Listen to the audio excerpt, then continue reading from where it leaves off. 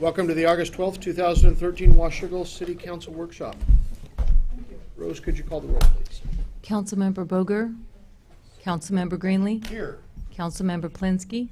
Here. Councilmember Shoemaker. Here. Councilmember McDaniel. Here. Councilmember Lindsay. Here. Councilmember Freeman. Present. Councilmember Boger sent a note, said that he would be running late this afternoon. Are there any members of the public that would like to comment to council?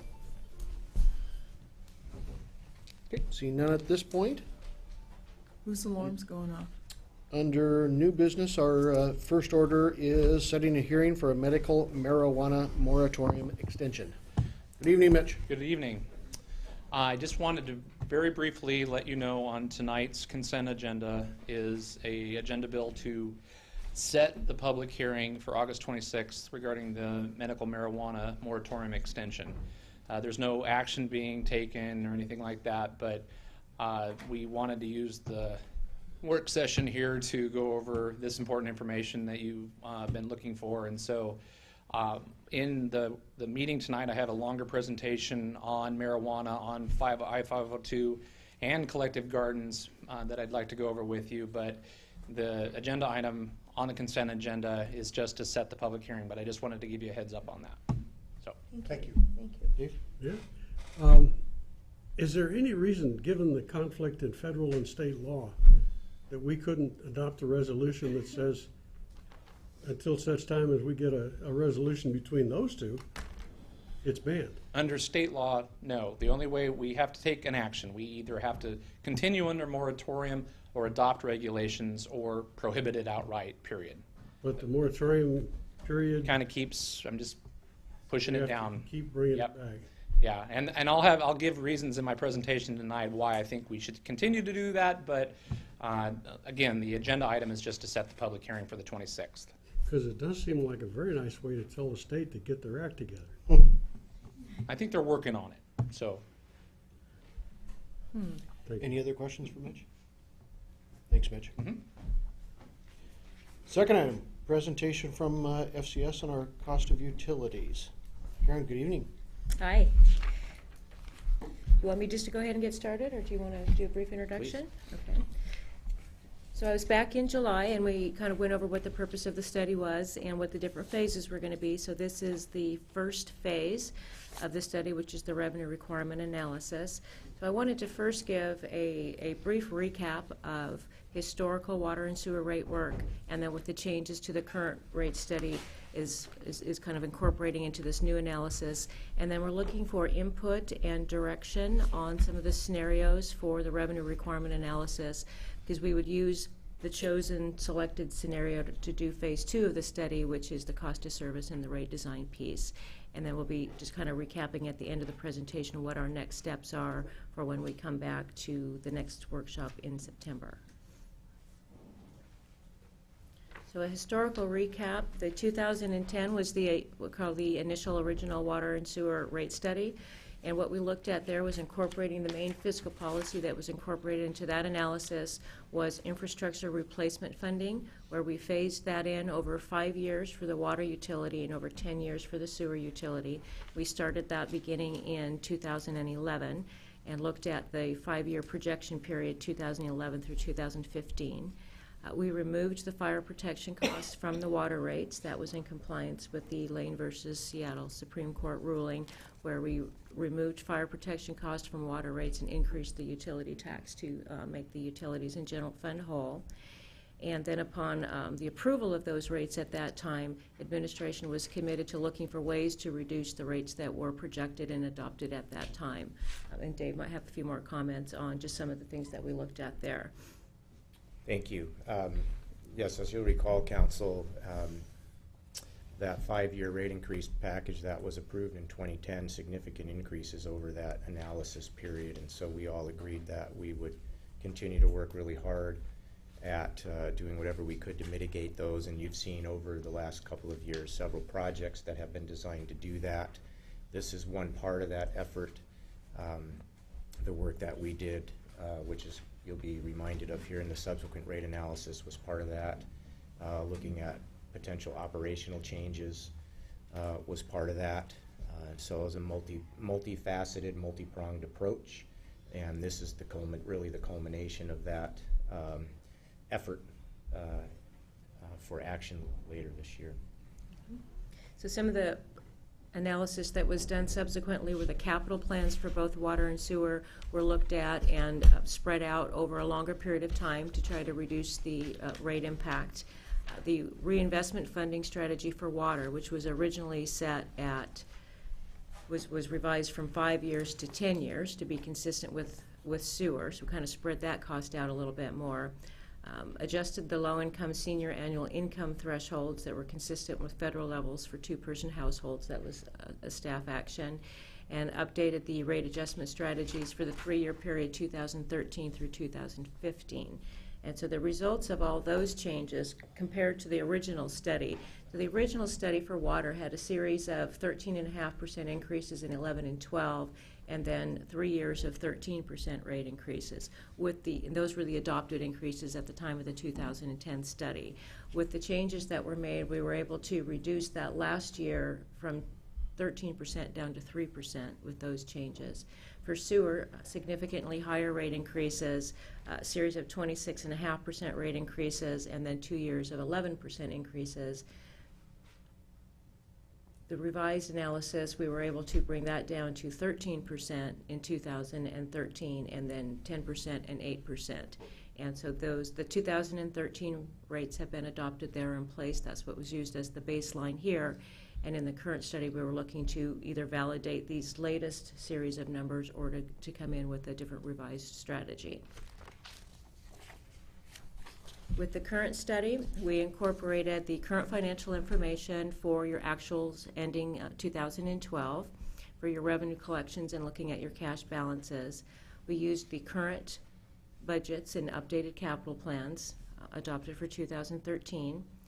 Updated the revenue requirements and rate adjustment strategies for 2014 through 2018, and we looked at 3 different scenarios for phasing in system reinvestment funding. We looked at 5 years, 10 years, and 20 years, and that was based on your direction when I was here last in January, is to look at all the different ways that we could really try to mitigate the rate increases and keep the rates as low as possible while still meeting all of your fiscal policy type goals. And so that's what we're bringing forward today.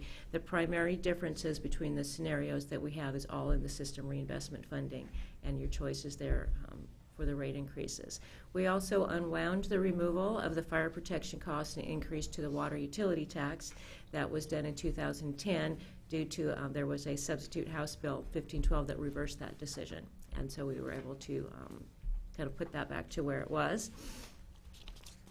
So looking at the revenue requirement, the first thing we looked at was making sure that you were meeting your financial policy goals that were established in the 2010 study or modified through the subsequent rate analysis. So looking at the operating reserves, we established a 90 days of O&M reserve for the water utility and maintaining 60 days of operating and maintenance expense for your sewer utility. Rationale for the higher reserve requirement in water is because there's a lot more volatility in a water utility on your revenue collections due to the water usage changes patterns, whether you have a dry summer or a wet summer. So it's valid to have a little bit higher reserve there. Your capital account, a reserve of maintaining 1% to 2% of your system fixed assets. And again, that money is generated from the system reinvestment funding policy and any kind of transfers of reserves that you have in excess of those minimum balances. Then the infrastructure replacement funding, the policy is to fund an amount annually from your rates that's set equal to the depreciation expense on all of your current assets, net of any outstanding debt that you have against those assets. And again, this is where we've looked at the 3 different scenarios. The status quo scenario is the 10 years. That's the one that the previous rate analysis was based on. Was phasing that over 10 years. And again, that started in 2011. So in this scenario, we did shift that and we restarted that in 2013. So just spread that out a little bit longer and then added 2 more scenarios, a 5-year phase-in plan and a 20-year phase-in plan to demonstrate the differences. And then the debt-to-equity ratio, the kind of industry standard underwriter preference is to maintain no more than 50% debt to 50% equity. On the combined water and sewer basis, you're currently at about 36% debt, 64% equity, so in line with the industry standard, and do have some capacity in there to incur additional debt if needed.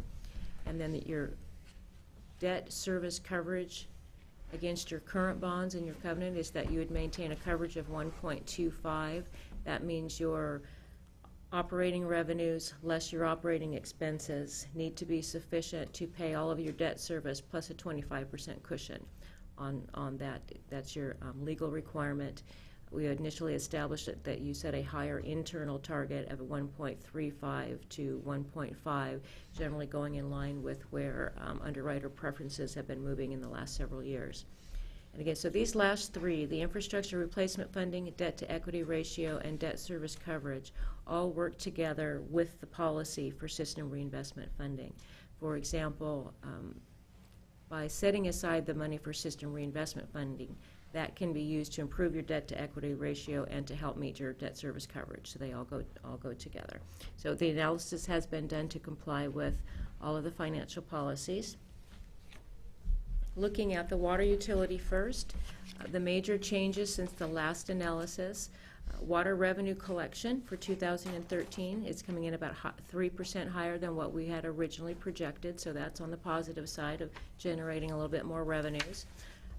There was a new CIP project that was added to the CIP list, the capital program list, to address some long-term capacity needs. And then the water reinvestment funding strategy phase and plan for the status quo 10 years, as I noted earlier, was reset at 2013. So if we would have stayed with the original policy of phasing it over 10 years, in 2013 you'd be at about a 30% funding level, and we just restarted that at 10% in order to mitigate the rate increases. We checked and looked and made sure that would still provide adequate funding for you to be able to do that. And so we were able to achieve that in these rate strategies. So the water capital program, there's about a little over $5 million in identified capital projects over the 5-year study period. And we've got those assumed with the escalated cost for funding purposes. So this chart here really just summarizes the main impacts of each one of these scenarios. So I'm going to drop down to the bottom line first on what the rate increase per year is. So for the 20-year phase-in strategy for water, it would be 2.5% increases per year for the years 2014 through 2018. Under the 10-year phase-in strategy, it would be a 3% annual increase. And then under the 5-year phase-in strategy, 3.5%. So the shorter period of phasing in the system reinvestment funding, slightly higher rate increases. You can see right above there the ending debt to equity ratio is pretty comparable between all three scenarios, and again staying well in line with your industry guidelines. What's happening to be able to keep that down is your current existing debt is being paid off at a faster rate than what you're going to be incurring new debt. So your debt to equity ratio is actually improving over time from existing as it gets paid off. And then jumping up to where it says ending capital fund balance, this is where it shows the differences. The longer the phase-in plan, the less cash that you have to be able to fund your capital projects. So for example, under 20 years, you have an ending capital balance at the end of the study period, which kind of sets you up for your next study period of $425,000 compared to $575,000 under the 10-year, or $660,000. And then again, just showing that total debt issued is slightly higher as the phase-in strategy moves forward, and the new debt service is $965,000, going to as low as $900,000 if you look at 5 years. So one thing that I wanted to point out, we're looking at a snapshot right now, just 5 years. And so when we're putting this together, it looked like they came reasonably close to each other. Debt to equity looks good in all scenarios. You end up with cash in all three scenarios. I did want to point out that in this current period, they're closer together. Those will diverge more significantly over time. As you have more capital, the 20-year is going to give you more debt than the 5-year phase-in plan, for example. So it's difficult to say just in this 5 years that they look pretty similar So that's just something to point out. It's a long-term policy, and it will spread a little bit. It'll diverge just a little bit more than it appears here. No indication that it would go out of bounds with any of the debt-to-equity How type much are you ratios. talking about in additional debt? We would have to do a 20-year analysis, which we haven't done. Like I say, we've just done a 5-year analysis. And so with the 5-year capital, but you have a 20-year capital plan and generally keep a rolling 20-year capital plan. And just depending on how much capital gets in there and how much debt you might need to issue, these could diverge slightly. So I missed something, I think. Mm-hmm. So the numbers, for example, for the 20-year phase-in that show an ending capital balance of $425,000, that's at the end of 5 years, so 2018. Right. Thank you. Mm-hmm. Yes. Any other questions on this? Yes. By taking a longer time to phase in the rate increases, are we running the risk of facing a disaster that might hit us? A storm, an earthquake, something that requires a large capital expenditure, and we don't have it because we've been phasing these rates in slower? Well, definitely the more cash you have, the more flexibility you have in addressing any kind of an emergency. We have designed all of these scenarios and the rate increase options for you that fall within what we would consider reasonable financial policies. So we're not looking at, trying to get the rate increases so low that you're at the financial risk of kind of borderline on meeting the financial policies. But you are right there at 90 days of operating expenditures. And again, you've got about, let's just say, $500,000 cash for any type of emergency. You're generally not setting rates to deal with major catastrophes. Would you, if you were in Mayor Guard's place, would you advise us to take a 20-year phase-in? My recommendation would not be to take the 20-year phase-in. I would recommend the 10-year phase-in as your minimum, and the 5-year if you were looking to have more cash on hand. Again, the 20 puts you within your fiscal policies. It's just a really long phase-in plan, and I think it sets you up with having the lowest amount of revenues available for going forward. And that's your rationale? Yes. Okay. Yes. Yeah. Thank you. Yes. I didn't mean to put you on the spot. Oh, no, that's okay. No, I'm I was really interested in how you think about it. prepared for the recommendation, because again, and this is notably one thing that we see in a lot of the other utilities that face these same issues with raising rates and trying to keep bills low for their customers. The system reinvestment funding is always the first thing to be not funded. And that's kind of why the utilities are in the situation that they are today with having to do high debt financing. So it isn't something that's suggested that you just keep rolling it over and starting it over. So, but understanding that these were pretty high rate increases this last time we looked at, a reasonable, rational approach. 5 years and 10 years are the most common phase-in strategies that we've seen. 20 is pretty long. Is the low interest rate right now a factor in your considerations? The lower the interest rate means that debt financing is not as burdensome, but it's really more factoring in if you need those debt to equity ratios, you need some form of cash funding to keep your equity in line so you can get good terms when you do need to borrow. And these are also policies that I would say probably over the last 5 to 10 years, all of your financial advisors and loan underwriters and bond underwriters, they're all looking to see if utilities have these policies in place, and they're using them as their criteria to determine your credit worthiness.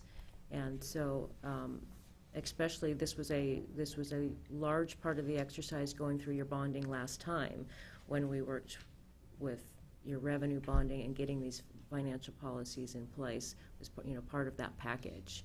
And so, consideration of stalling that is probably not advisable. Thank you. Question. Mm-hmm. Yes. We've had to revisit this because of the downturn economy. Sure. So maybe we want to go 10 years. And geez, the downturn happens so quickly, maybe the upturn can happen quickly too. We can revisit this again down the road before the 10 years is up, Yes. and we can always become more aggressive if things are improved. If things improve. Okay, so, You It's will like need to we're- revisit it Mhm. inside of 10 years. This is only a 5-year projection. Yeah, this, well, that's true, yeah. This is a 5-year projection, and still what I would recommend, when we get to the second phase of the study, which is doing the cost of service shifts between the customer classes and the rate design, there's a pretty high likelihood that the proposal that I would be bringing forward is some kind of a phase-in plan to the desired changes to the rate structure. Because immediately, for example, if you recall, we were looking at potentially eliminating the usage allowance out of the water rate structure was one of the directional desires. That could have a pretty immediate hit on low water users. And so one of the recommendations may be that we come back that you phase that out over time. So maybe you phase that out over 5 years. And so my suggestion there is when you're doing a phase-out plan, you would probably want to adopt the whole 5-year package of rates, but that doesn't mean that you couldn't go revisit them, just as we've done since 2010, is revisited them and always have the option to have higher rate increases. If more money is coming in, have lower rate increases, always your option to do that. So that is the water utility. I'm just going to quickly show you the differences for those 3 scenarios on a kind of a cumulative basis. So again, the 20-year phase-in was 2.5% increases, 10-year phase-in was 3, 5-year phase-in was 3.5. So when you look at that cumulatively over the 5-year period, it's a 13% increase versus about a 16% increase versus about a 19% increase in total over the 5 years. Just showing that input. And again, this is looking at the water utility as a whole. How much more money, what kind of increase in total revenues from the utility you would get. In the second phase, when we go look at the customer changes and the rate structure changes, some of your customer classes may see different increases. And so this is just utility-wide, how much you need. So just to make sure I understand, the water rate revenue requirements for 2014 10-year phase-in is a 3% increase as opposed to the 13% increase. 13% increase that was scheduled. Yes, so these are superseding the previous rate increases. They are And it's reducing total- them. It's the total rate, it's not just the reserve requirements. It's everything that's needed for the water utility expenditures, your operating expenditures, your capital expenditures, as well as your meeting your reserves. Excellent, thank you. Yeah, It's 13% in 14. The rates that have been adopted, so this is what is in our code, is next year's a 13% increase for water and a 3% increase for water in 2015. Right. So the 10-year phase-in reduces the 13 to 3 and would maintain that 3 in 15. And then this is an extension of the study for a 5-year period. It maintains that flat through 2018. 3% annual increases for water. Yes. For the next 5 For the years, next 5 right. years. And just to bring it back all the way back to For- what you did in 2010, For revenues.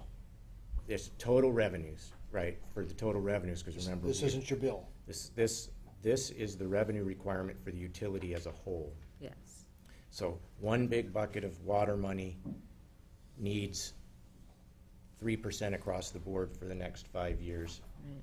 to meet all of the financial 3% policy. additional revenue, Yes. which isn't necessarily the bill our customers are going to see. This is rate revenue. If there weren't going to be any changes to the rate structure and we weren't looking at doing cost of service, you always have the option, and you'll still have this option when we bring forward the next step, is if you didn't want to implement the proposed changes for cost of service and rate structure changes, you could just adopt these rate increases across the board to your existing rates. So all of your customers would experience a 2.5% increase on their bill, or a 3% increase, or a 3.5%. So that's what we will be we kind of termed that across the board rate increases, means no changes to your structures. That will be brought back as option one Okay. in your rate design analysis, is that, you know, you can do just everyone equally, or you can implement the cost of service changes. And then that would be, this would be closer to what their bill would be, 3% higher if there were no additional And this is just changes. water, this isn't sewer. This is just water. This is just water. But with all the changes, to spreading out capital and relooking at phasing in the strategies, really able to pull this down to just meeting the inflationary increases.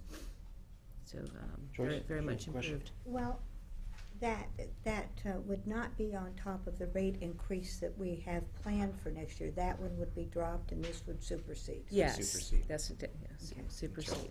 So and to roll it all the way back to 2010 to get a before and after, if you would, we did have the intermediate step, but to overlook the intermediate step just for the sake of discussion, in 2010, the rates that were adopted would have gone up 13% in 14 and 13% in 15.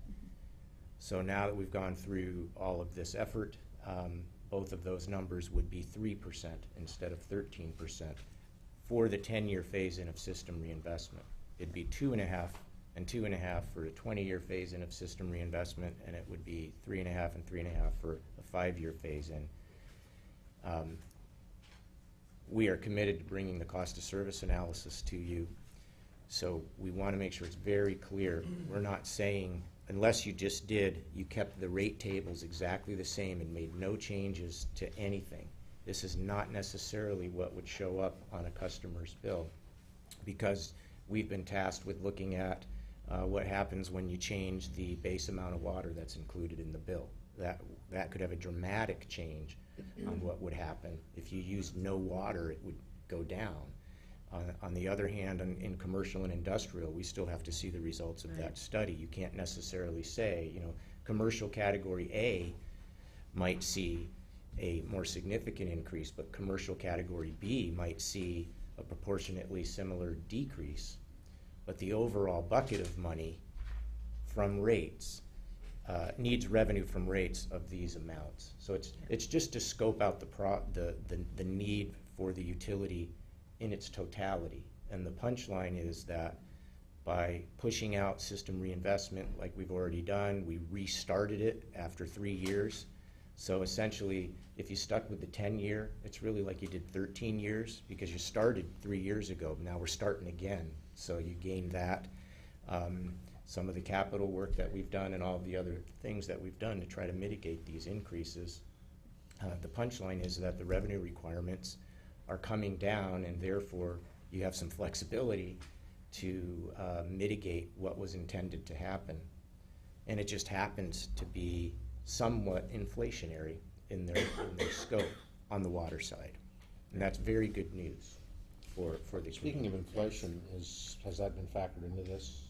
Yes, we've factored in operating type inflationary for salaries, your typical O&M, your benefit costs. We've looked at factoring in inflation on your capital expenditures as well. What kind of inflation rate did you assume?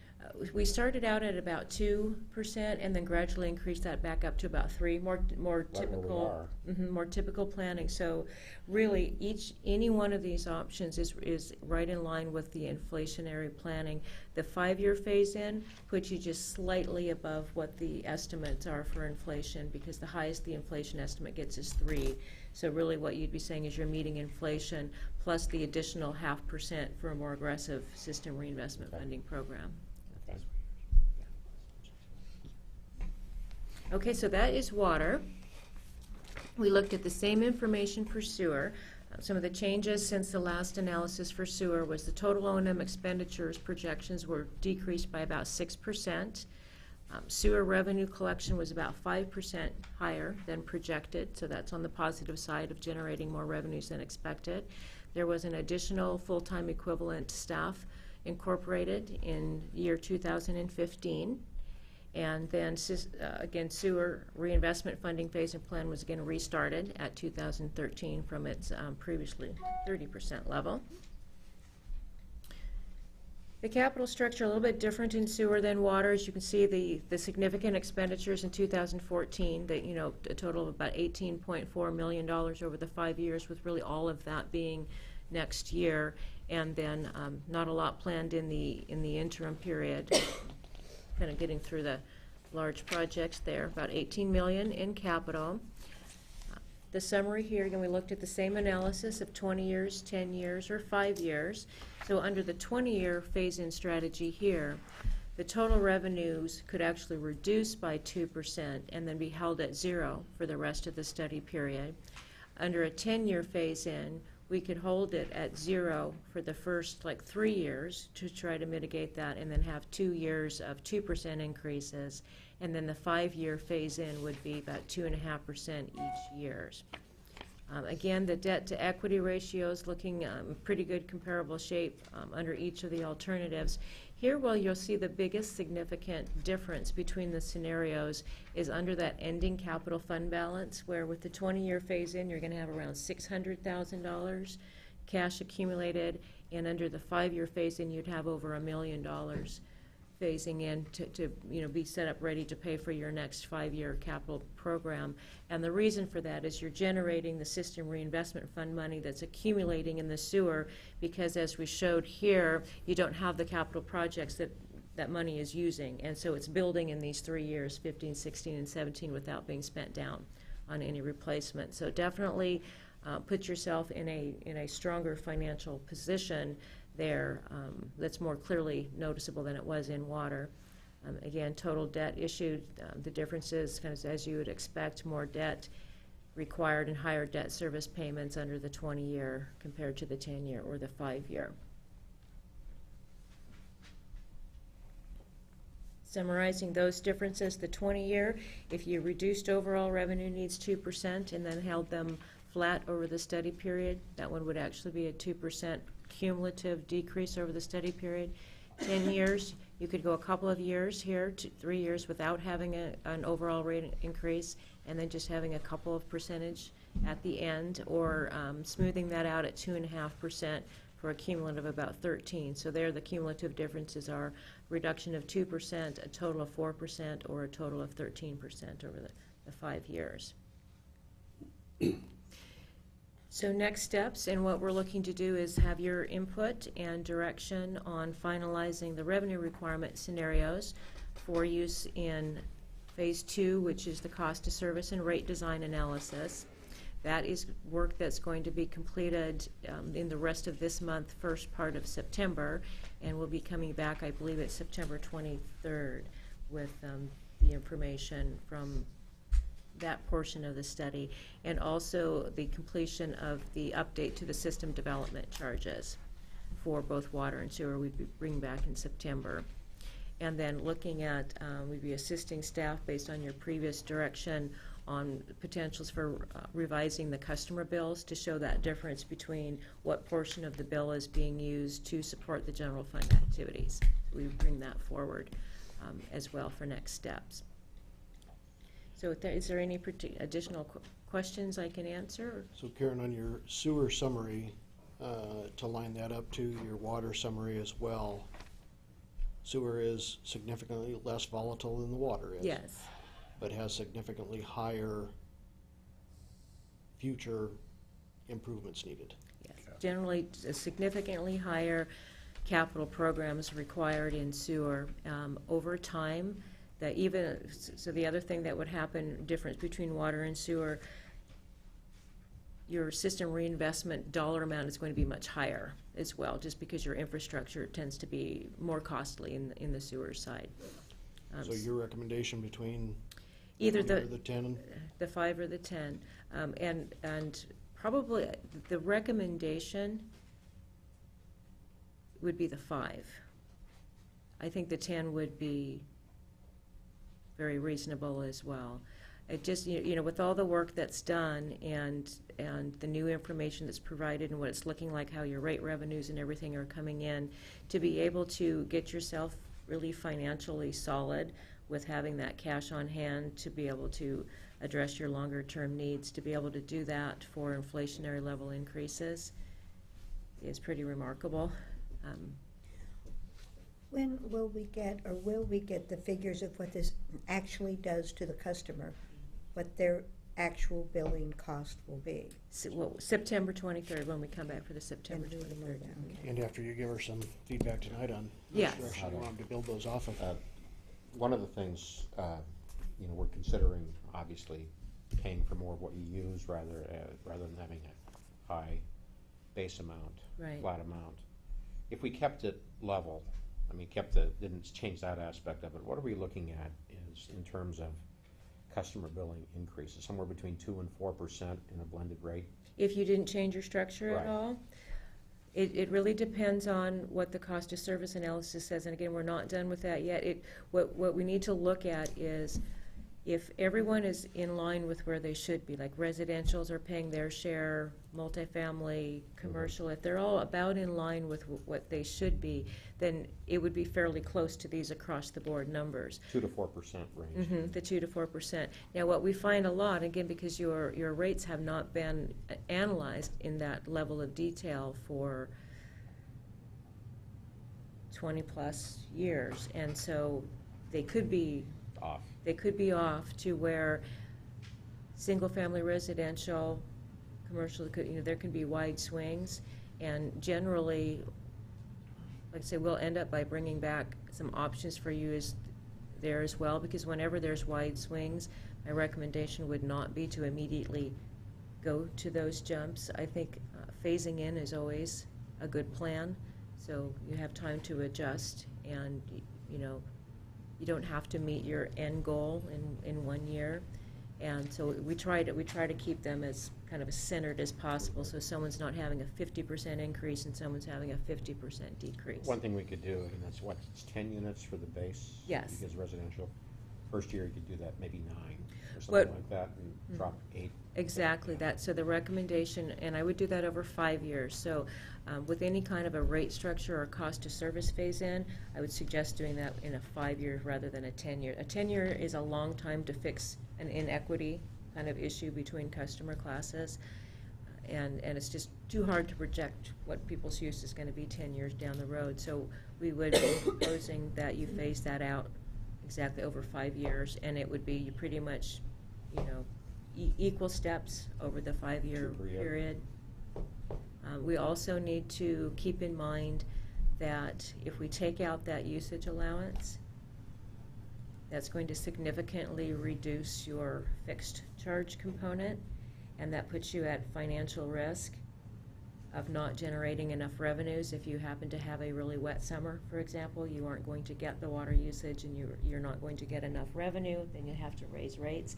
And so we need to safeguard against that, and there'll need to be a minimum level collected from the fixed charges to make sure that you're not in. So would you be advocating not dropping to 0? on It, that? I would be advocating that you would drop to 0, but then I'd be advocating that you would incorporate some portion of your capacity-related costs into your fixed charge.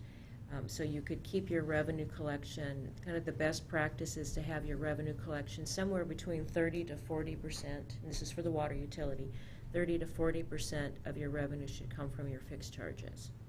Because water utilities are, as you know, highly capital intensive, highly fixed cost in nature. So water usage is variable, and so you have to kind of balance the variability of your revenue generations because the majority of your costs are actually fixed. Paul?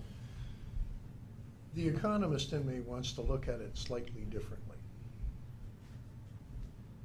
The question is, what is the fixed cost and what is the variable cost or the marginal cost? Everybody should be paying the cost of delivering the first gallon. And then the marginal cost of the variable cost should be the cost of actually providing those additional gallons or additional units.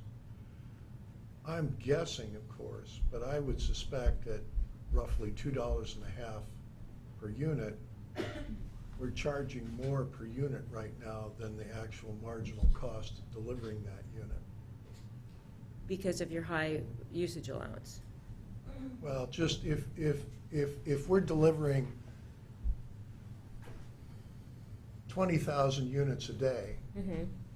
the cost of 20,001 units is less than $2.60, is my point. Right. And so that's the marginal cost or the variable cost of an additional unit. Right. And I think people don't understand that for all intent and purposes, all of the costs in the water utility are capital costs and basically employee benefits. The marginal cost of an additional unit of water is close to nil. And that's, generally speaking, that's why utility rate making doesn't look at it from the economist standpoint of viewing the marginal cost analysis, because like I say, it's a highly, you'd end up with flat rates almost, which is contrary to what the message is in the water industry, is you pay for the more water you use. So the message is variable, but your costs are fixed. And so it's a little bit of a divergence from your typical, your accounting perspective, where from an accounting perspective, people think of it in terms of, our fixed cost should be recovered from a fixed kind of a component and our variable cost from a variable cost component. And that's just where it's different in the utility business, because everything is highly, highly fixed. And then you don't get the equity in there, because you have your single person home versus your people who use a lot of outdoor water usage. And so the water utility industry just looks at rate making different than pricing widgets, for example. Then one of the other things that I would like to see as a piece of this is we're basically projecting expenditures for each of the utilities, total expenditures. And I'm curious, for each of the utilities, what percentage of that is wages and benefits?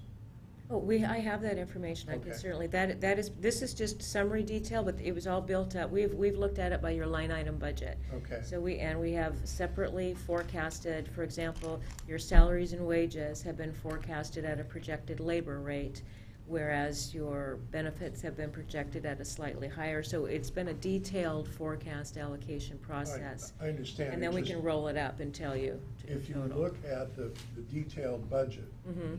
so that you're looking at the bars line items, Right.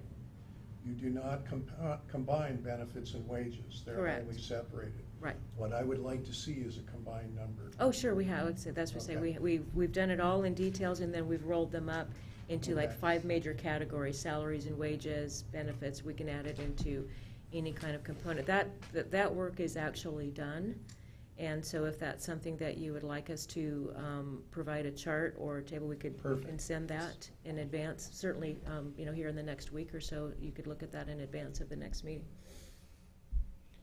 So kind of going back a couple minutes ago where you talked about the fixed cost and potentially phasing in or phasing down the consumption that we charge for. By the time you got done, would it be fair to say that you'd then be taking whatever the fixed cost is and cushioning it to some extent to make sure that we don't have, if we do have some of those wet summers, that type of stuff, that we still have some cushion built in there? Without having to make I'll drastic bring changes. forward options of somewhere between 30 to 40% recovery from fixed. So first I look at what your current recovery is between your fixed charge and your volume charge. And that's kind of to give you your baseline. You're probably on the high side because you have a high usage charge. So what would happen is that's now going to lower, and it's going to lower differently over the 5 years if it's a phase-in plan. So when you look at the end number, it would be recommended that be somewhere 35-40% coming from your fixed charge. And how we design that is, rather than saying it's a usage allowance, it's the components that you put into your fixed charge. So that's usually, it's all your customer-related costs, your billing costs, and administrative support type costs goes into the fixed charge. Fire-related costs go into that. So when there was the request or requirement to pull fire out of the water rates, that caused a lot of utilities' fixed charge revenue stability to go way down because those fire charges were usually included in the volume charge. So we'll be able to keep those in there now. That's in there. And then the recommendation is to put a portion of your peak demand into your fixed charge. That's how we would design it.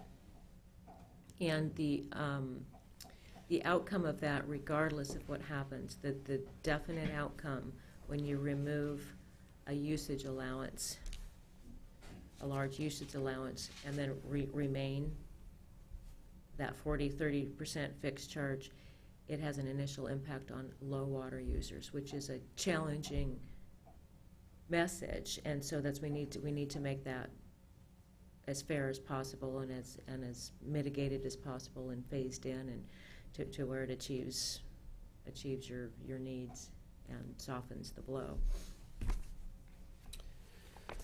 Additional questions for Karen in regard to the information that she's put forward so far? Okay. Suggestions or thoughts from council on how you want her to build this from here on out? 5-year phase-ins, 10-year phase-ins, 20-year phase-ins? Well, you recommended 10 on the water and 5 on sewer. Yeah, I guess where I would say is I would be recommending either 10 or 5, not 20. I guess is probably what I would say, not 20. Recommendation would be 5 years on both. But again, 10 years is reasonable as well. Just, I don't know whether it's part of your study, but one other thing I'd like to see is how much capacity do we have as opposed to demand? What's the difference between demand and capacity? So that is likely in your water master planning efforts. Yes, those would be addressed in the master plans. Thank you. Just for my colleagues' benefit, I'm very concerned about extending the period out too far. And so I look at the 5 as ideal. I look at the 10 as less than ideal but possible, and I look at the 20 as not very wise. I would agree with that. The only thing I would say is that if you look at water in particular, the next time that we're going to need to do a major capital expansion is with the well field out in Steigerwald, and the permitting is at least 10 years away.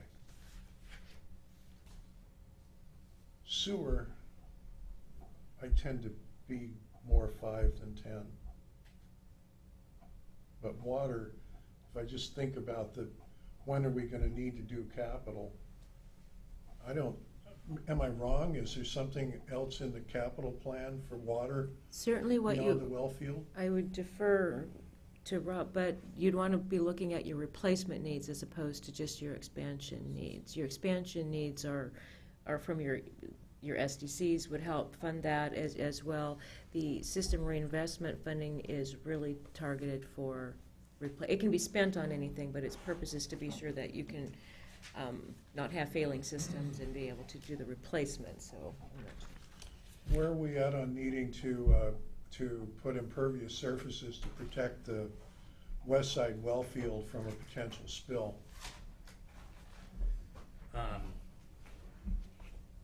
And that project doesn't even ring a bell with me. Okay. I'm sorry, that doesn't appear in any capital plan that I'm aware of. Okay.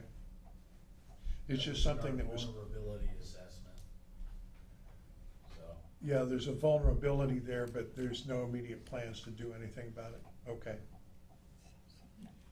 So Karen, do you want just one from council, or is it almost as easy for you to run 5-year projections as 10-year projections? it is not almost as easy.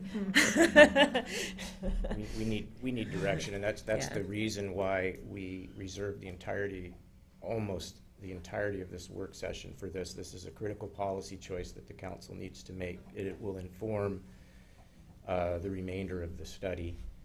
And you have the ideal recommendation from the expert, which is 5 years. The last time, in 2010, we went with the 10-year, which is the it's okay and everything still works out recommendation, although we were 5 for sewer at the time. We've already bumped sewer from 5 to 10.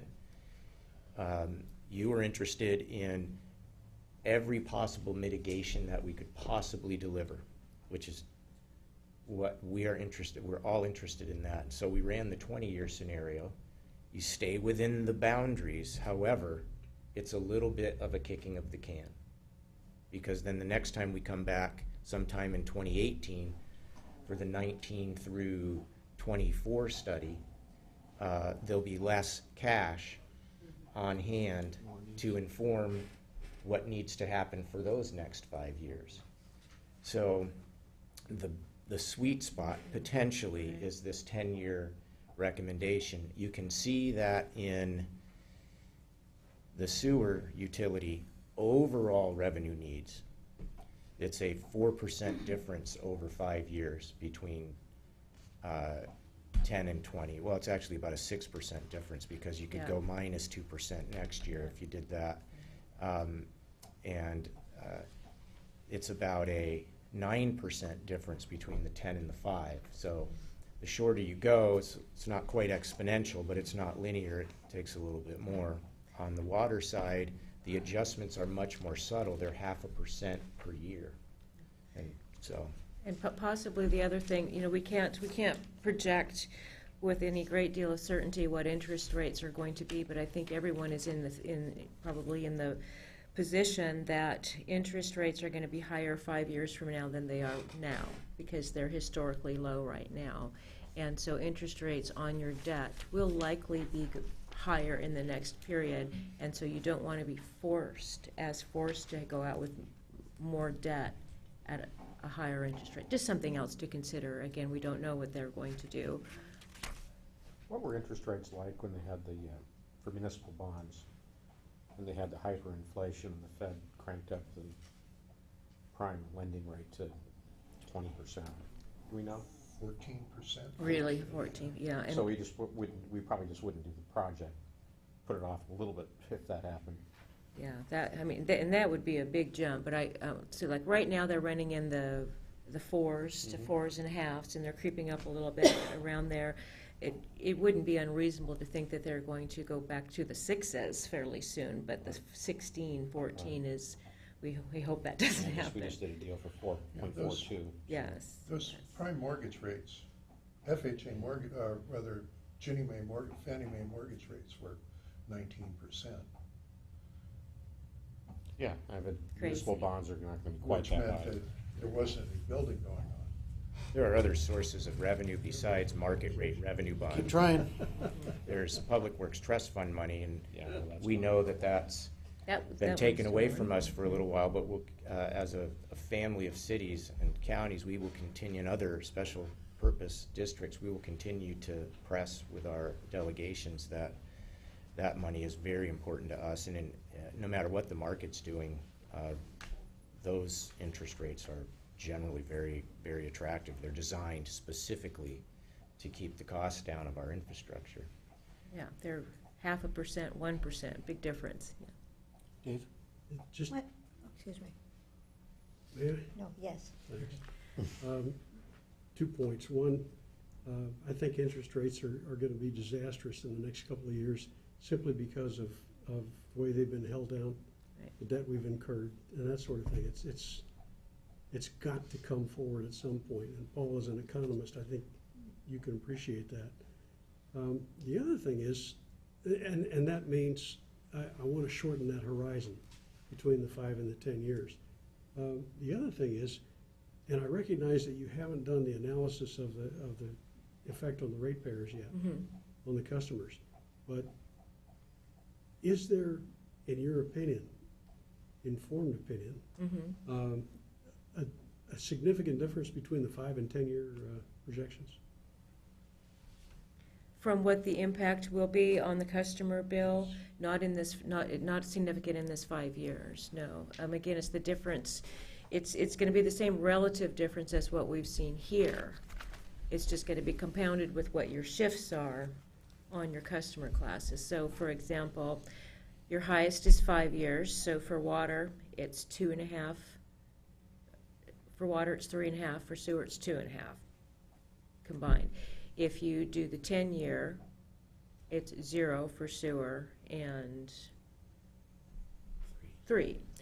And then whatever compounding impact there is on shifts between customer classes will just add to that relatively. So in my opinion, especially in seeing a lot of rate studies and seeing the difference, and this is why I think my recommendation is going towards that 5 years, just because I just find it remarkable that you can achieve that really solid financial goal with this type of an impact. Because on some of the studies that I do where there's been no system reinvestment funding going on, or their costs are really high, it's so unaffordable to try to get 5 years in, and then they have no choice and no flexibility other than to do debt because the rate increases are there. As you It's discussed this, that's the manageable. impact that hit me, is that the difference between the 5 and the 10, from the customer standpoint, would probably be of less significance than the risk that we would undertake with a 10-year as opposed to a 5-year. Potentially. Joyce, I'm sorry, Ed, please. That's all right. Go ahead. What are our cash reserves in these funds now? I don't know, I don't have the budget in front of me to know exactly what they are. I'd have to look up, We- I'd have to we look have up it. the detail. But in your operating account, they are above what the minimum needs are. What we have done in this analysis is we have used your cash reserves to smooth the rate increases to where by the end year 2018, they're right at our recommendations of, for example, 90 days of O&M. So what this whole strategy has done is we are, in addition to using your annual rate revenue collections, we're using cash reserves to help mitigate the rate increases. And so they're being used in this study period to their recommended levels. So there will not be excess reserves available to carry forward into the next. You'll be at your target, but there won't be excess, because that's part of this strategy of being able to keep them low, is taking your cash on hand and using it for current purposes. Kind of, Joe? Okay, I just heard you say that your recommendation, your best recommendation would be 5%. 5 And I years. thought Dave- 5 years. 5 years. And then David, you said, right on the heels of that, but 10 years is doable. Yes. And, boy, this is a whole lot of information. Do we have to tell you tonight what your marching orders are, or do we have time to go rewatch this video and chew on the information, have some talks? A lot of this is sort of like drinking out of a fire hose. Pun intended. Most of this. Yeah. What's Um, that? No pun intended. No. It just depends on Schedule. the schedule for the project. The way we have this scheduled is that they would be back with potentially the last workshop on September 23rd, and then depending upon how that went, we would need one additional one, and therefore have something available for your action in October, and then we move into budget. So we're trying to time that. If we don't receive direction on whether to do a 5 or a 10 or a 20-year phase-in for system reinvestment. It's a 5-year rate plan, no matter what it is, but it's the system reinvestment, 5, 10, or 20. If we don't have direction on that tonight, just add a week for every week until we get that.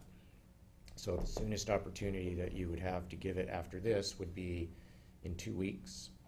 And so the September 23rd date would bump out to 2 meetings, or the next meeting after that, October something. October something. Could we call a special meeting in a week that would give us time to reevaluate? Well, because I agree with Connie Jo, this is too much information, and it's too important to just do this off the top of our heads. Because tonight I'd say let's go with the 10. I can't even consider the 5 because it's overwhelming. Is it just the two of us? Yeah. You guys all been here?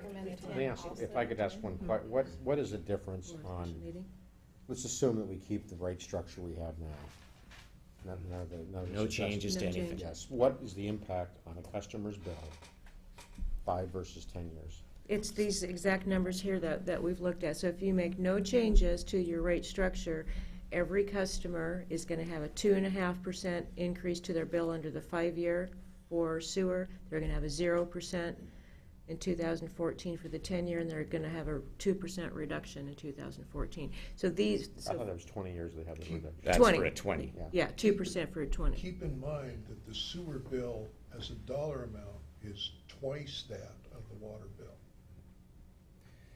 So the difference, You might actually see an overall decrease if we Right. go to 20 Now, years. so we can't put these slides up side by side, but we have them side by side here. So if I can verbally do it, if you do a 20-year phase-in, which we are not recommending, but to give you a bookend, there would be a -2% on the water rate, the sewer rate next year, and a +2.5% on the water rate next year.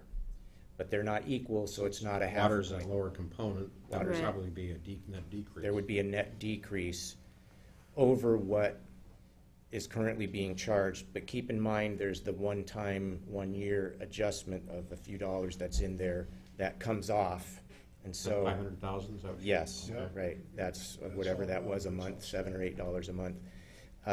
At 10 years, the sewer component of the bill would not change. For 14, 15, or 16, it'd stay flat, so no increase.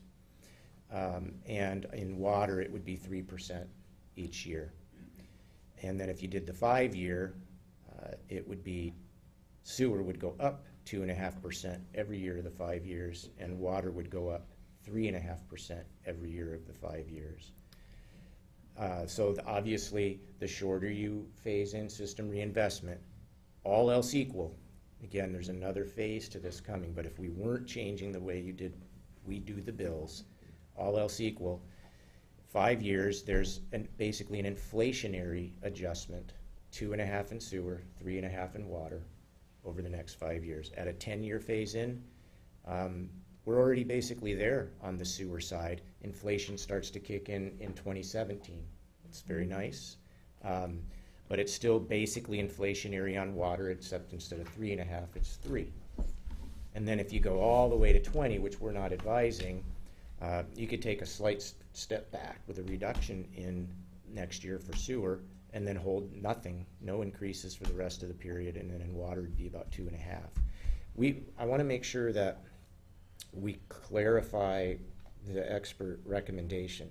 It is ideal, the ideal recommendation, and that should be Karen's recommendation, that with the kind of numbers that we're talking about here, that's what she was saying, we're looking at inflationary type numbers for adjustments over the next 5 years, that our utilities are able to achieve the system reinvestment goal within that 5-year period. And that is outstanding, and that is unusual. And therefore, it's a sound and ideal recommendation. However, she's also saying that you would be within all of the bounds, all of your underwriting bounds, all of your financial policy bounds. We'd have a little bit less cash available to us at the end of the study. So just there's a little bit of a kicking of the can at the 10-year, but that's where you're at. That would be a no change in direction. You are currently at the 10 years. Her original recommendation for one of the utilities was 10, and then the other was 5, and we pushed that to 10 recently. And keep in mind that we started over again to help out, to help mitigate rates. We started that clock again in 2014. So you've already kind of had 3 years. So these numbers really are, if you look back at 2010, they're 8, 13, and 23 from 2010. They're 5, 10, and 20 from today. Right. So 5 or 10 is perfectly fine. Right. It's just ideal to do 5, but it's not irresponsible by any stretch of the imagination to look at 10. Potentially, that might be the case if you looked at 20. And at 10, you're in far better position, and we're putting the city in a far better position, the utilities, than we were in 2010 when Yes. we first undertook this, Yes. when there was Right. virtually nothing there. Right. And one thing to keep in mind as well, is the action that you took in 2010 introduced significant rate increases in 2011 and 2012 and in 2013, somewhat reduced in 2013 by our action as the new year started. That impact has already been inserted into the system.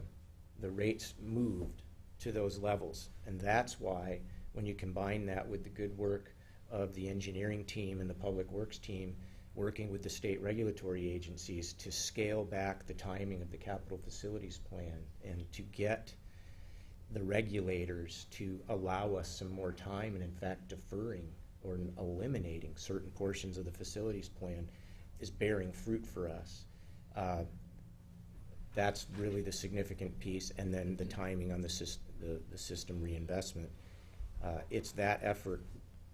This news is, I don't want to be lost on the significance of the news that you're getting from Karen today. For the next 5 years, our utilities basically can track inflation with its rates, if not flatter than inflation. That is very good news, very significant. And I would just add there's a couple of other topics that we'll be talking about next time that might inform how you think about this. We aren't talking about systems development charges. There will be updated recommendations on what we do with those. We haven't changed those in quite some time. That gets you into now a whole different type of policy discussion, which is economic development and what it costs to get a permit to connect to our utilities, whether it's commercial or industrial or residential, and what we're charging ourselves as ratepayers. To the extent that, and this analysis assumes no change, it's the most conservative in this regard, it assumes no changes to the system's development charges. But to the extent, it's not dollar for dollar, but to the extent that potentially there would be increases to the system's development charges, and we're not saying that's what we're recommending, but to the extent that there could be, that would have a mitigating effect on the rates more than what you're seeing here, but not one for one potentially. Or am I saying that incorrectly? Yeah, it would not in this current study period. It wouldn't. It would set up your cash balances. You would have more cash balances for your next period. But with your growth forecast, increasing the SDCs in this short period is really just going to change your balance at this point. I would say that these increases are needed for the system reinvestment funding policy and your operating costs. Okay. Yeah. No. So But it helps us in the future. it helps build your balance for your future. Utility tax rebate we did for the budget or early this year, that's going away. So our rates are basically going, the base rate for a typical residential home is going up from 183 to 211 anyway. No, No? no, because we already made some changes prior to the 211. Right. Got Okay. it into the 190s, 189. Like 197. Okay, so it's 197.61. very good, Paul. And then we backed out, the 500,000. Okay, and then Did you just dream about that? And then, so basically what we're starting on is 197 is our base, and it'll be 2.5%, 3% above that. Yep, Okay. that's right. That's exactly right. And then the other piece is, so thank you for clarifying, I don't want to overpromise something. If you raised SDCs, you could lower the rates. Beyond this, you cannot. So thank you. That would help for the future. But it puts more money into the cash reserves. Right. It improves all of your, debt to equity abilities and your it improves your financial position. The other thing that we're doing, and we've talked about this, and we do it with all of our capital facilities, not just the utilities, but anything we can do to either get very low interest financing, so Public Works Trust Fund dollars. As you know, everyone in the state was unsuccessful with that this last session. All of it was taken away to balance the education budget at the state level to meet that mandate. We continue to press on for that. There are other programs, grants. We are stepping up our efforts to do everything we possibly can to be in the best position we possibly can to compete successfully for money that basically doesn't have to be borrowed. And if next year and next session we can get even this little bit or that little bit, it just begins to help. And Speaking of which, I've heard of a problem with the appropriation we got this year. It ended up going into stormwater. right. What does that have to, how does that land What is it all called? this? Well, we got an, basically an appropriation, correct me if I'm wrong, I may not say this exactly right, but we got an appropriation for $1 million for, it ended up being stormwater, and we really needed it somewhere else, my understanding. We needed it in both. We had, our legislative advocacy for capital facilities was varied and multiple. We had multiple projects in the Public Works Trust Fund hopper. They had been approved by the Public Works Board. They were on the list. The budget balancing dilemma faced the legislature, and nobody got any Public Works Trust Fund money. We also asked for basically a direct appropriation, if you would, and Representative Pike and Senator Rivers carried for us $1 million request into the legislative session for $1 million right off the top, cash from the state toward our wastewater treatment plant. It's basically about a 10% down payment, if you would, for that. We also had a project, we call it the decant facility. The exact dollar amount for that isn't precise. It's not quite $1 million, but the Public Works Trust Fund loan application that we had out for that at the time was $1 million. So there, when it came out of the Senate capital process, that $1 million was awarded to us in the stormwater context. That would have been our second choice. Our highest priority would have been for it to go to the wastewater treatment plant. We think that would have been more meaningful and would have influenced these results. Until late last week, we thought that was water under the bridge. We're don't want to be misinterpreted here. We are very, very grateful to the legislature for the $1 million for stormwater. It absolutely is a great thing for the community. We think $1 million toward wastewater treatment plant would be a little bit more meaningful. And until late last week, we thought, we'll have to go back next session with the same ask. I spoke with Representative Pike's staff person and found out that there's a possibility that the legislature can administratively move that. I don't understand all of the nuances. It's called a four corners letter. And apparently there is a process by which that money could be used on the wastewater treatment plant. He's going to be crafting a letter on her behalf. I have some information I have to give to her to help with that, for that advocacy. What would $1 million do to this? And Courtney was going to do a quick little thing for us. She may not have talked to you about that yet, Karen, just to see what it might mean for this so that they could share that information. Garrett is the staff person's name. He said, it might be an outside chance, but there is a mechanism for it. And I don't know how to describe it exactly, but there's a way for it to happen. If that could happen, we will be very, very grateful, and we will apply that to the wastewater treatment plant, and then our revenue bond goes down by $1 million. If that can't work, we'll ask again next time, and we will apply the $1 million or the portion of that we need to construct our decant facility, and we'll be very, very grateful for that. And But that has no impact on this. no, Because obviously it's stormwater. that's Yeah. stormwater. That's the fledgling utility. It's not the subject of this analysis. And there's much, much uncertainty for stormwater utilities right now, looming additional mandates. Some would say they're unfunded. They're at least underfunded. And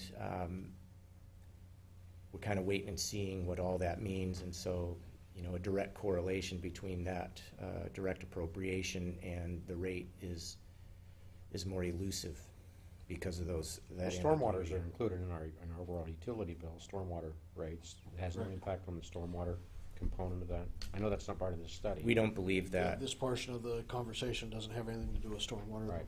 Right. We don't believe, we haven't studied it to this extent. We haven't scoped FCS with that, but our internal conversations are that there's enough uncertainty with some of the stuff that's coming down around our O&M and our regulatory requirements that the one-time help would not be significant enough to warrant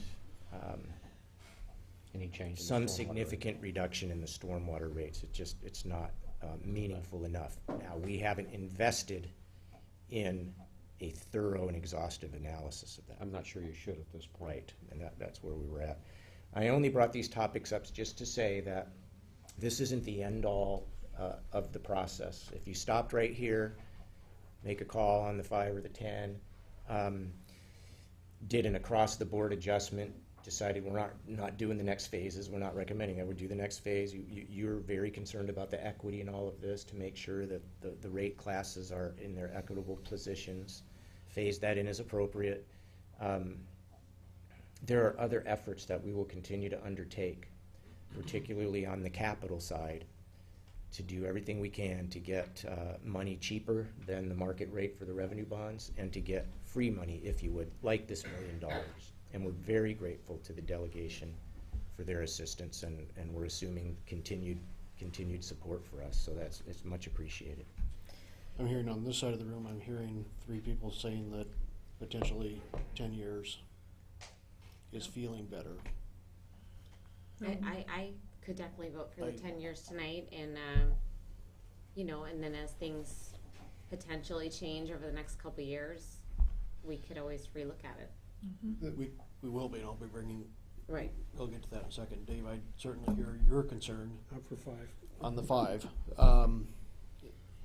I think the one thing that we want to make sure that you understand is that at least in the 2018 budget, if not the 2017 budget, you're going to see an appropriation request for a rate study again in order to update this 4 years to 5 years from now.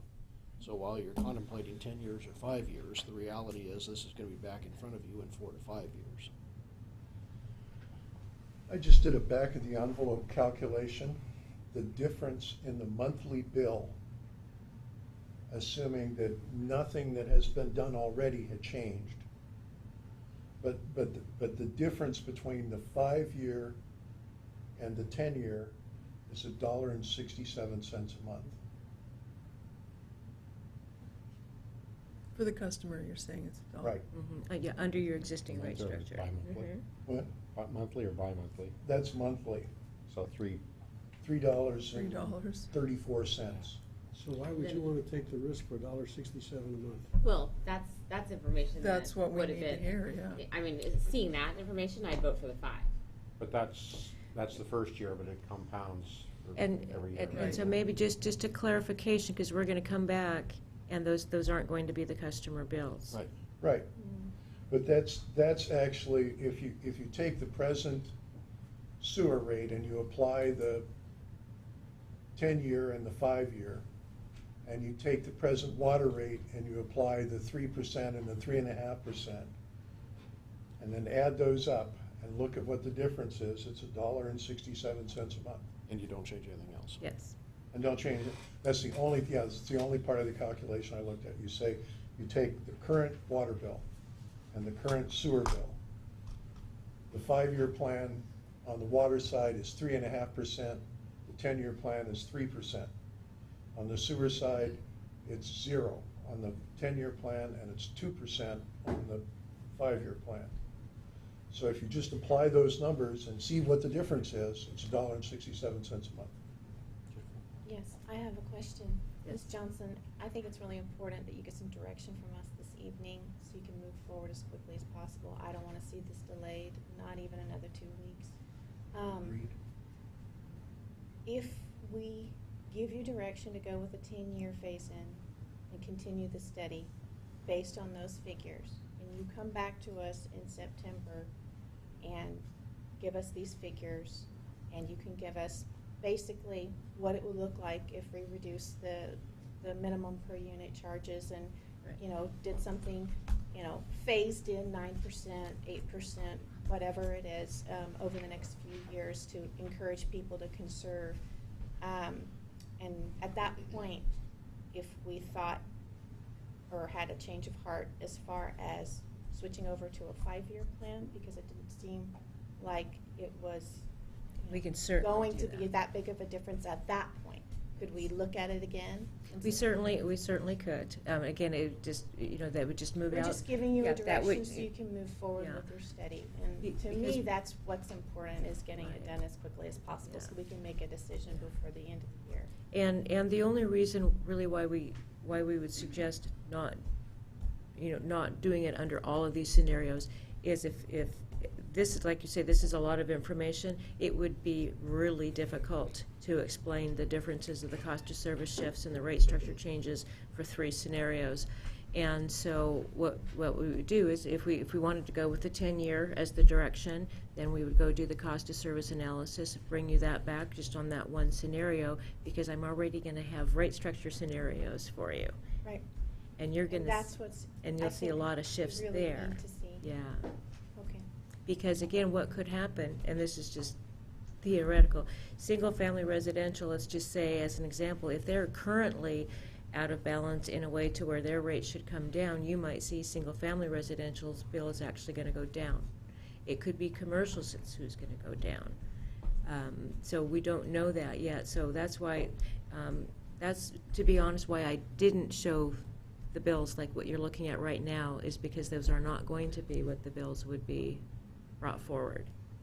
And so it's kind of difficult then to see all the shifts. Angel? Well, one of the reasons I'd like to go with the more conservative, moderate rate, or year, I keep saying that wrong. In 2010, there were decisions made. By 2013, everybody was in bad sorts, you know, with the decisions and the rates increases, when they saw the reality of it. Remember how full this room was? I just feel very strongly that if we go conservative, and it's good to know that down the road we can change it again. I don't want to end up 3 years from now saying, oh my gosh, we just jumped back into the fire. Yeah, I think you missed by 3 years. In 2010, nobody liked what we were doing. We didn't like what we were doing. Well, yeah, But but there then was when. no Nowhere options to in go. front of us, Mhm. so. And just as a reminder, your current policy, as stated, is 10 years. That's your Yeah. current policy. The only reason Karen is showing you the 5 is because it became viable within the bounds of affordability for the next 5 years. Right. And, you know, maybe another thing to think about on the pro side of the 10-year phase-in, because there are likely going to be some shifts to customer classes. The lower overall increase you have, the softer it makes that Right. shift. Karen, were you prepared to stay here during our council meeting this evening? It was, Are you traveling back I north, was or? trying, if you need me to stay. I don't know that we need you to stay, but we're coming down to I'm time. hearing consensus. I'm ready to go, I'm ready to stick with our 10-year, Me too. I agree. at this point. I agree. I know, you know, and by the way, what does conservative mean in this context? Yes, exactly. I don't really get it. Paul, It's moderate. any thoughts from you? Well, just, you know, there's so little, I use both I mean, words. $1.67 a month puts us on track to be basically in the green zone as opposed to bordering the yellow zone. And it just seems to me that that makes sense. I agree. I think we're gonna go down together, Paul. I'm gonna go down with you. Are you really? Yeah. Good for you.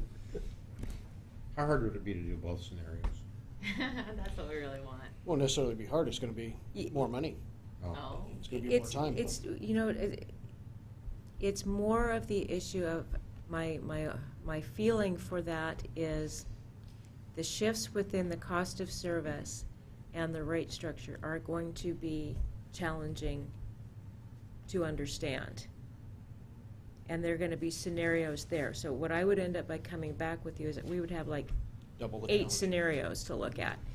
And that is really challenging. But if you come back with the 10, we can kind of. You can Kinda say, oh, that doesn't guesstimate. sound so bad, maybe Or we would. guesstimate in our head what the 5 would be. Yeah. And are you saying that when If you you can come back guesstimate with a that, she would like to 10-year? hire you. Yeah, right. Yeah, I mean, I When you think, come back with a 10-year, will you have, I just lost my train of thought. Oh, will that also show the idea of changing the rates? that's for exactly the what we're users? doing, yes. So, we'll have the entire scenario instead of just a portion of it. Because Yeah. it's the change in the low users, the single family, the Yes. multiple family. That's Yeah. gonna be the thing that's gonna help me Yes. make my decision. And I think that's kind of where I'm going with the, bringing this back under 2 scenarios. Because of the dollar difference he's talking about, there really is very little difference between these scenarios, where your real differences are gonna come out is Well, phase you 2. have a Right. compounding effect. There Yes. may not be that much difference the first year, but by the time you get to the 5th year, Yeah. Well, could that's be where quite we a found bit. ourselves in I- 2013. I apologize, but I don't know, other than us taking an inappropriate action of actually taking a vote here, and we're getting close to doing that already, that we're gonna be, I'm counting numbers that are very close to a split. Mhm. My suggestion would be, Karen, if you can stick around for 45 minutes, and I'll bring forth a change to your agenda for the 7 o'clock meeting to put this on as one of the first items to actually take a vote, if you wish, and/or if you've got any other questions you come up with in the next half an hour, How do you 45 feel minutes, we can put those two in now as that you well. know that she's gonna come back in a month with details, including that rate? How do you feel about that? Like you said, Your decision between 5 or 10, though, could vastly change what she's gonna come back with. And that's, Sounds like there's a piece of information that's sort of variable, that like you said, the customer classes and that sort of thing, which I don't know that. how do you make a decision until you have that in front of you? Well, Paul, if I understand what you were saying, water, it doesn't make any difference. Sewer is where so the part of it. Well, Because it's if you give me a little bit of time here, and I don't have much, I can finish my Excel spreadsheet for the rest of, you've got 30 minutes? I've got, well, no except dinner I've for got you. a business thing I've got to do. Well, So, Okay, we're gonna wrap this one up for the moment. We'll bring it back onto the 7 o'clock meeting, because I But- definitely wanna make sure that, in just a few minutes, I can give you the projections out through the 5 years. we're gonna take 5 minutes for anybody from the public that would like to address council.